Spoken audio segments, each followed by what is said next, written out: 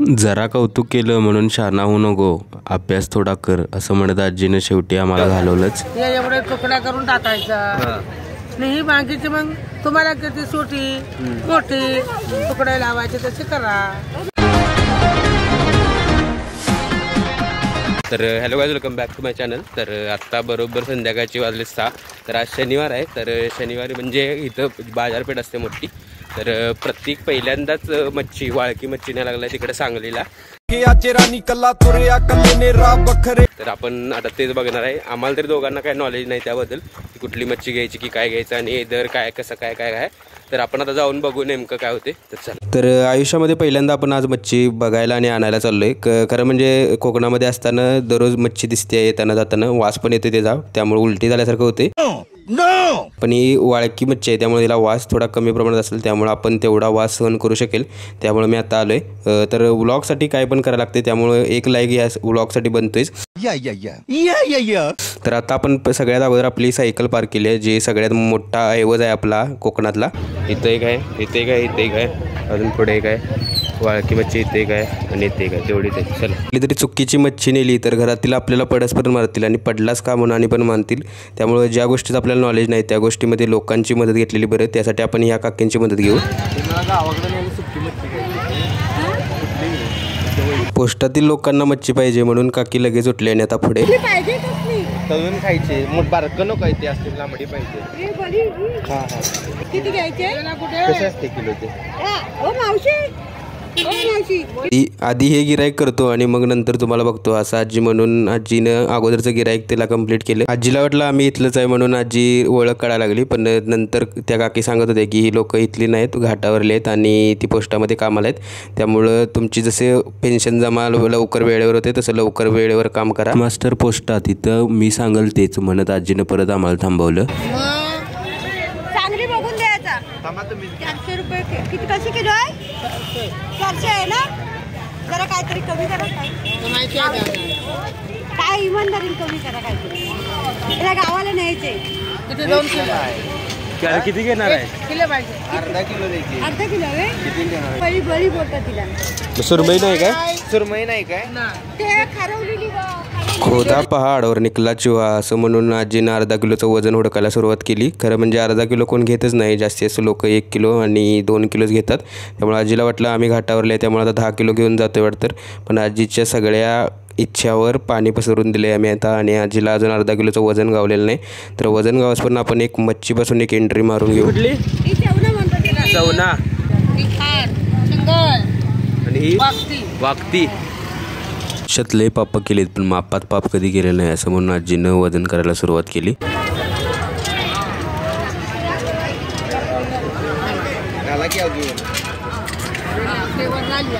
आम्ही वांगी बिंगी विकताना 2 वांगी टाका 3 वांगी टाका म्हणते, तर मच्छी 2-3 वाढवतात का बघा. अरे अर्धा किलो बास होईल एवढी. घाटावर असताना अर्धा किलोच्या वजनामध्ये 4 वांगी, 5 दोडके आणि 18 ते 19 भेंड्या बघितलेल्या आम्ही. 23 वाळक्या मच्छी बघून एकदम खुश झालो. झाडे लावा, झाडे जगवा आणि प्लास्टिकचा वापर टाळा असं शाळेत शिकलाय का नाही असं म्हणत आजीनं आपली अगोदरची पिशवी काढली. बारीक बारीक असे तुकडे करायचे. धुवायची का? धुवायची न आमटी बनवायची. वाळत घालायला पाहिजे का त्याला? आणि कोण नाही घरी लगीन व्हायचं ते जाऊ दे. काय तुकडे करा मस्त. डोकी काढ टाकून द्या. ही म्हणजे मासाची डोकी ही एवढी जाईल. हे बघा, हे एवढे तुकडा करून टाकायचा नाही बाकीचे, मग तुम्हाला किती छोटी मोठी तुकडे लावायचे तसे करा. सरकारी नोकरी आहे तरी अजून लगीन व्हायला नाही, तुम्हाला जरा तरी काय वाटते का नाही असं म्हणत आजीनं पिशवी भरली.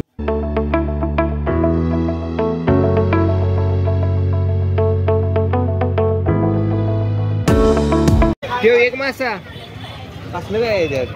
एक मासा 200 रुपयाला, असं तुझ्यात हाय तरी काय असा विचार करत आम्ही त्याच्याकडे बघतच राहिलो. सुकटाची नाही ऐपत आणि पापलेट बसले दाबत असं म्हणत आजीनं आम्हाला परत बोलवलं आणि सगळ्या गोष्टी सांगितल्या की ती का महाग काय. तर तुमची तरी काय मला तरी काय वाटत नाही तुम्ही घ्याल, त्यामुळं मी काही जास्त एक्सप्लेन करणार नाही. असं म्हणत आजीनं आहे ती पिशवी भरली पूर्ण आणि आता तरी जावा, मला लय ताप देऊ नकोसा, फक्त माझी 30-40 वर्ष जगायची राहिली आहेत ती तरी सुखानं जगू द्या असं म्हणत आजीनं ती पिशवीला गाठ मारली आणि परत या, पण जास्त काय फालतूक प्रश्न विचारू नका असं म्हणत आजीनं पिशवीला शेवटी गाठ मारली आणि पिशवी दिली. एवढं चांगलं व्हिडिओ बनवतो, जाताना कोकणातलीच पोरगी घेऊन जातोस वाटतं असं म्हणत आजी सांगलीच्या कस्टमर संग फोटो काढतो असं म्हणत फोटो एक काढून घेतला. काय आणि काय घेणार आहेस काय?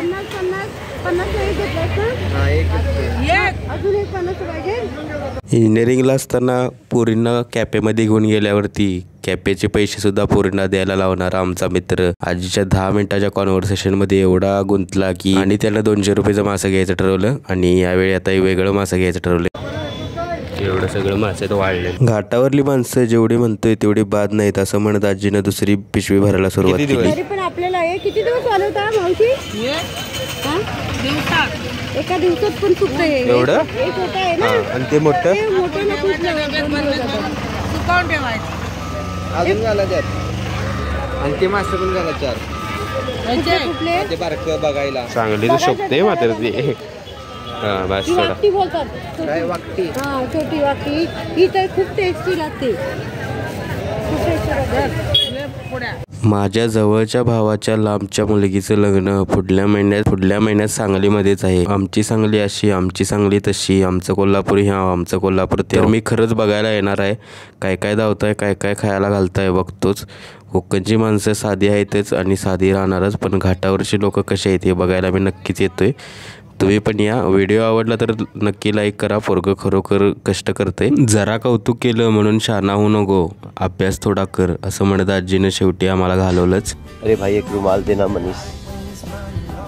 देखो मैं रो नहीं रहा हूँ, मैं खुशी में मेरे आंसू निकल रहे हैं.